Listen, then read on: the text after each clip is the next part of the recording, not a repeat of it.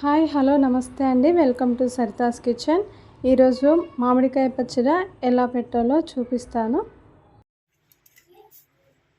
3 spoons ఆవాలండి, 1 spoon మెంతులు తీసుకోవాలి. దోరగా వేయించుకోవాలండి, సిమ్లో పెట్టి మాడకోకుండా జాగ్రత్తగా చూసుకోవాలి.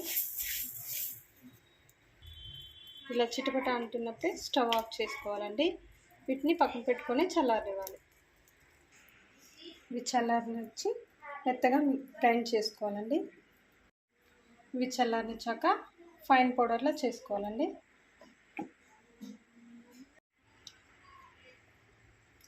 ఇలా ఫైన్ పౌడర్ చేసుకున్న తర్వాత కొన్ని ఎల్లిపాయలండి, ఒక 10 నుంచి 15 ఎల్లిపాయలు యాడ్ చేసుకొని మళ్ళీ మిక్సీ పట్టేసుకోవాలి. ఇలా పట్టేసుకుంటే సరిపోతుందండి. ఇప్పుడు పచ్చడి కలిపేసుకున్నాను. శుభ్రంగా కడిగినటువంటి మామిడికాయల్ని ఇలా ముక్కలుగా కట్ చేసి పెట్టుకోవాలండి. ఇప్పుడు ఇందులోకి 1 కప్పు కారం తీసుకుంటున్నాను, 1/2 కప్పు సాల్ట్ తీసుకుంటున్నానండి. నాకు ఇక్కడ కారంలో ఆల్రెడీ నేను సాల్ట్ వేసుకున్నాను కాబట్టి 1/2 కప్ మాత్రమే తీసుకుంటున్నాను. తర్వాత మనం మెత్తగా గ్రైండ్ చేసుకున్నటువంటి ఈ పేస్ట్ కూడా యాడ్ చేస్తున్నానండి.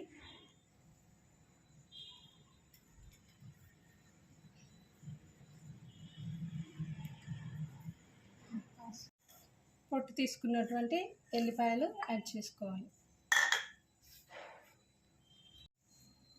ఈ మిశ్రమాన్ని అంతటినీ కూడా ముక్కలకు పట్టేలాగా జాగ్రత్తగా కలుపుకోవాలండి. ఇలా ముక్కలకు పట్టేలాగా అంతా కలిపి పెట్టుకోవాలండి. ఇప్పుడు ఇందులోకి సరిపడా నూనె పోసుకుందాం.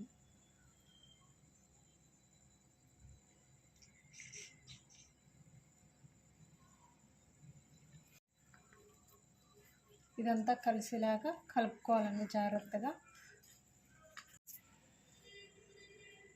ఇందులోకి నేను పల్లి నూనె తీసుకుంటున్నానండి. పల్లి నూనె అయితే పచ్చడికి చాలా టేస్ట్ వస్తుంది. ఇలా కలిపెట్టుకున్నటువంటి మిశ్రమాన్ని మూత పెట్టేసుకొని 3 రోజులు ఉంచుకోవాలండి. అప్పుడు అన్నీ కూడా